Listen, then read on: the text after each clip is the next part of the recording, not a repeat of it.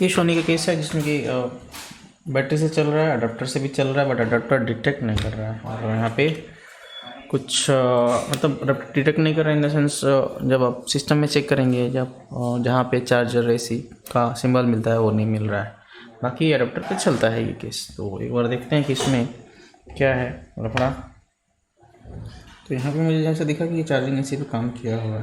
तो इसका जस्ट थोड़ा सा मैंने रिक्वायरमेंट चेक किया तो मुझे थोड़ा सा इसमें कमी नज़र आया, जो कि है एसी इन पे 1.93, जबकि इसको होना चाहिए कितना, अराउंड 3.6 के आसपास होना चाहिए। बट इसमें इन्होंने शायद तक ऐसे ये फुल भी गया है आई थिंक।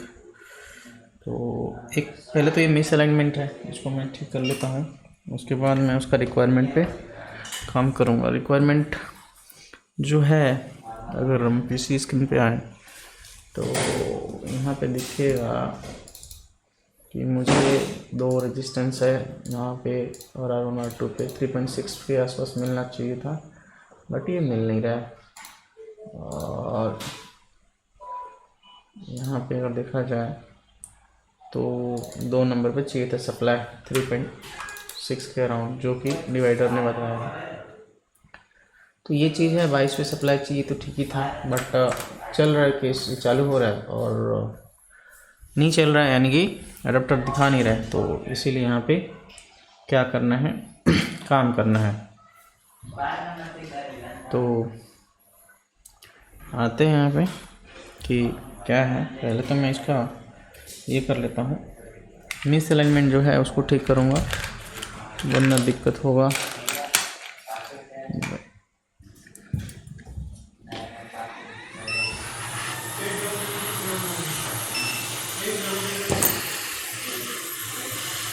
कंपोनेंट चेंज करने से कुछ होता नहीं है, पहले प्रॉपर डायग्नोस होना चाहिए, वरना कुछ काम नहीं आएगा।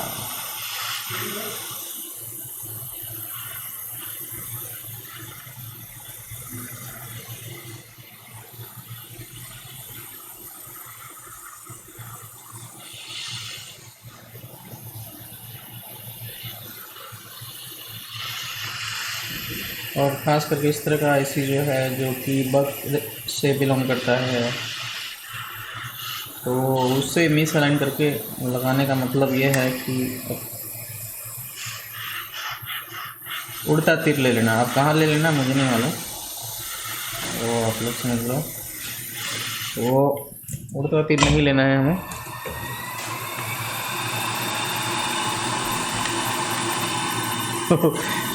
थोड़ा सा हिसाब किताब में रह के काम करें तो ज़्यादा बेटर, वरना जैसे बताया उड़ता तीर।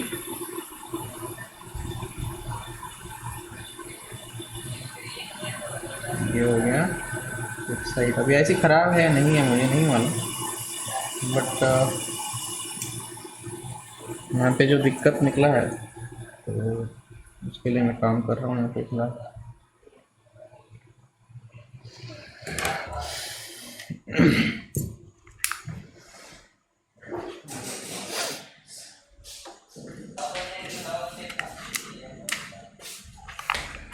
एक बार के लिए देख लेता हूँ कि क्या कुछ सही हुआ इसमें। इसके लिए चालू करना पड़ेगा मुझे डीसी, जो कि हमारा है ये। डीसी मशीन दिख नहीं रहा, वो डिस्कनेक्ट हो गया आई थिंक, ये शायद दिख गया होगा। ओके, तो डिस्कनेक्ट हो गया था। तो अब क्या कंडीशन है इसका, एक बार देख लेते हैं कि क्या करना है यहाँ पे, क्योंकि यहाँ पे कुछ डिटेल्स मिलेंगे तभी तो कुछ कर पाएंगे हम। तो 2 नंबर का pin same to same condition है। तो अब देखना पड़ेगा कि इसमें से ख़राब कौन है। यहाँ पे 2 वोल्ट तो मिल रहा है और यहाँ पे कम मिल रहा है, यानी कि मुझे लगता है कि इन रेजिस्टेंस में कोई दिक्कत नहीं है, जो R2 है उसमें दिक्कत हो सकता है। फिर भी इसको मैं एक बार के लिए मेजर कर लेता हूँ निकाल के कि ये क्या है कंडीशन इसका। 2 रजिस्टर है,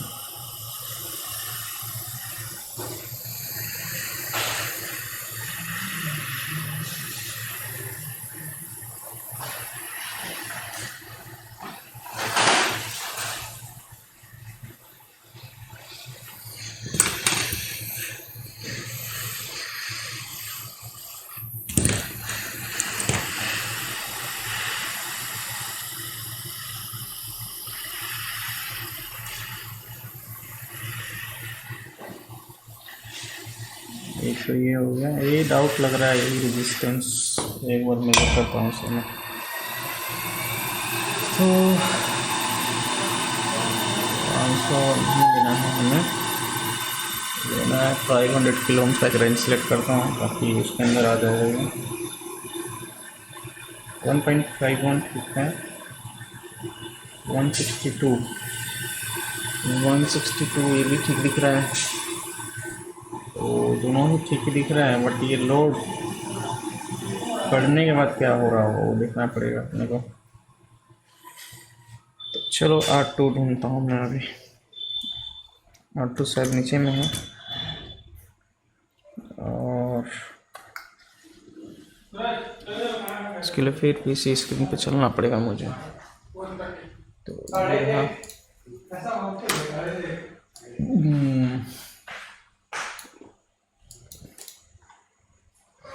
ये नहीं है, ये होगा। और इसके नीचे एक रेजिस्टेंस और एक कैपेसिटर ठीक इसके नीचे में है। इसको रोटेट कर लेता हूँ मैं।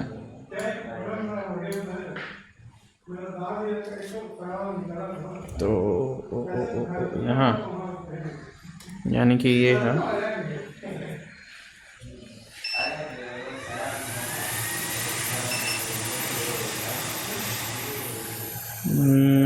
दैट ये और ये दोनों दो रजिस्टर देख लेता हूँ मैं।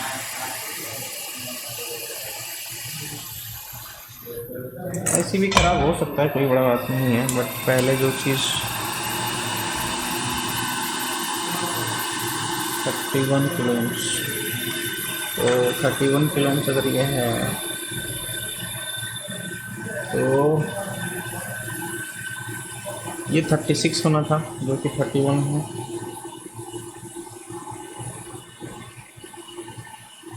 और ये बढ़ भी रहा है धीरे धीरे, ठंडा हो रहा है, तो यानी कि खराब हो सकता है। ये हो भी सकता है, नहीं भी हो सकता है। तो 31 किलो ओम्स एक बार डाल के हम देखते हैं कि इसमें क्या है कंडीशन। तो 31 किलो ओम्स 31 3.2 होना चाहिए, बट नहीं है। लोड पड़ने के कारण शायद ख़राब होता होगा, यानी प्रॉब्लम क्रिएट करता होगा। तो एक काम करता हूँ, मैं रेजिस्टेंस को चेंज ही कर देता हूँ, कोई टेंशन नहीं रहेगा। तो इसके लिए क्या करना होगा, 36 है तो 36 किलो ओम का रेजिस्टेंस इसमें है। 22 33 भी डाल सकते हैं इक्वल के लिए। 20 15 20 नहीं 33 डाल सकते हैं, क्योंकि ख़राब होगा जिसके कारण से ज़्यादा प्रॉब्लम क्रिएट कर रहा है। तो इससे अच्छा है उसका वैल्यू चेंज हो जा रहा होगा जब ये चालू होता होगा तो। बट ये क्या है, ये रेजिस्टेंस डाउट लग रहा है मुझे। एक बार चेक कर लेते हैं। ये ग्रीन कलर का है, चाइना वाला कुछ भी ले लेते हैं लोग। तो मेजर कर लेता हूँ एक बार के लिए। 33 तो दिख रहा है, कोई दिक्कत नहीं। चलो लगाते हैं इसे।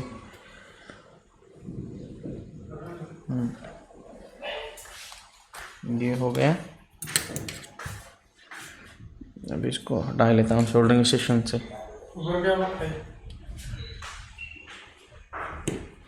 ये गया और ये आ गया।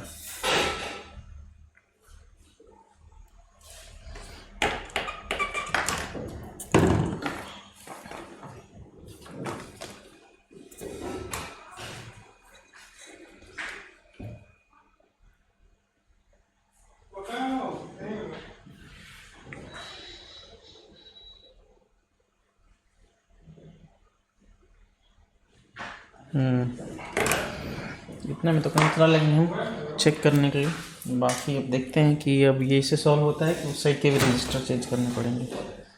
No idea. तो तो उसी साइड चलते हैं कि क्या हो रहा है।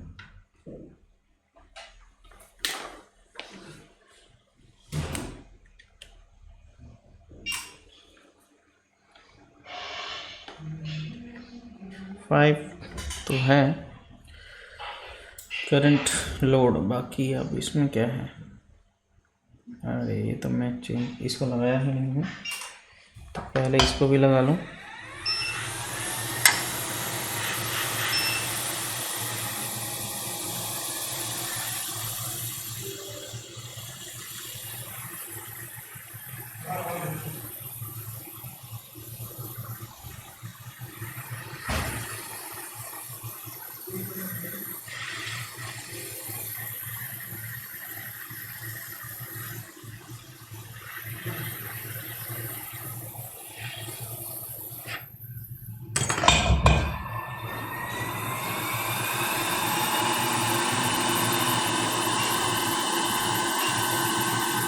तो कुछ ज़्यादा ही वोल्ट आ रहा है इधर।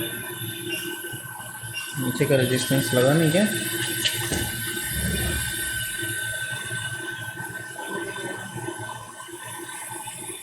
चेक कर लेते हैं एक बार।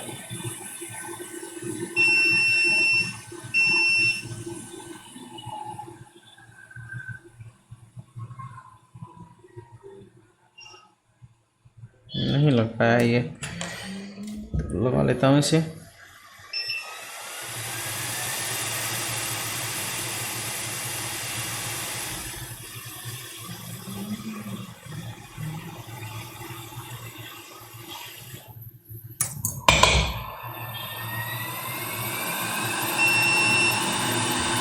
ठीक है,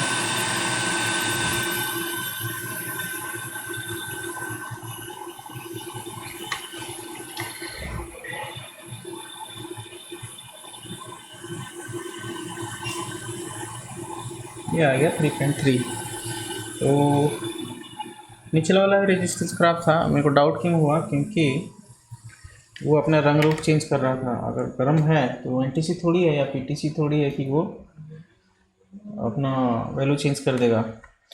तो फिलहाल यहाँ पे इसका चेक करें बैटरी चार्जिंग वगैरह, तो 15.5 आ गया और करंट भी कंज्यूम हो रहा है। तो आई थिंक ये अब शो करेगा। तो एक छोटा सा केस है, तो जिसमें कि मैं दिखा रहा था कि ये पहले तो पिच अलाइनमेंट नहीं है। तो पिच अलाइनमेंट नहीं होने से क्या होता है, अगर इसमें कुछ कंप्लेन मतलब सही से नहीं लगा है आसपास, खास करके हाई पावर वाले पिंस में दिक्कत आ जाते हैं, या फिर अगर कोई शॉर्टिंग रह गया तो भी दिक्कत आ जाएंगे। आप जानते ही हो नियर अगर होगे तो 16.2 यानी कि चार्जिंग अवेलेबल हो चुका है, अभी प्रॉपर चलेगा, कोई दिक्कत नहीं आना चाहिए इसमें। बट इसे थोड़ा सा मैं अगर चाहूँ तो क्लीन कर सकता हूँ ताकि ये सही हो जाए। तो देख लेते हैं इसको क्लीन करके।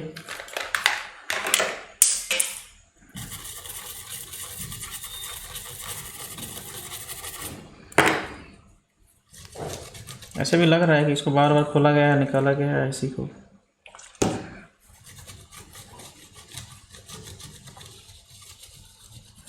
तो ये हो गया हमारा।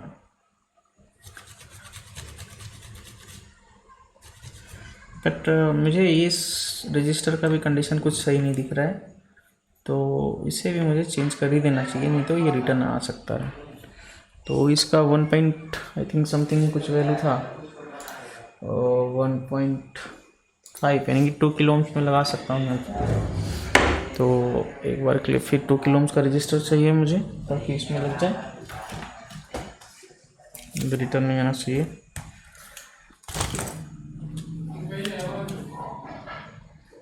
तो किलो ओम्स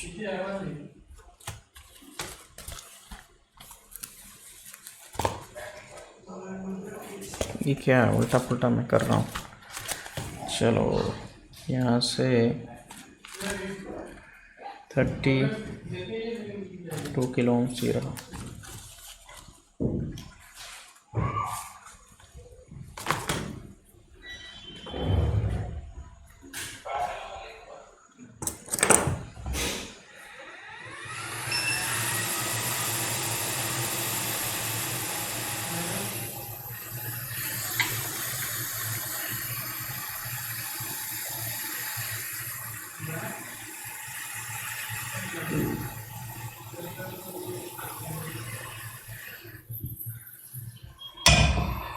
एक ये लग जाने के बाद कंफर्म हो जाएंगे कि ये रिटर्न नहीं आएगा।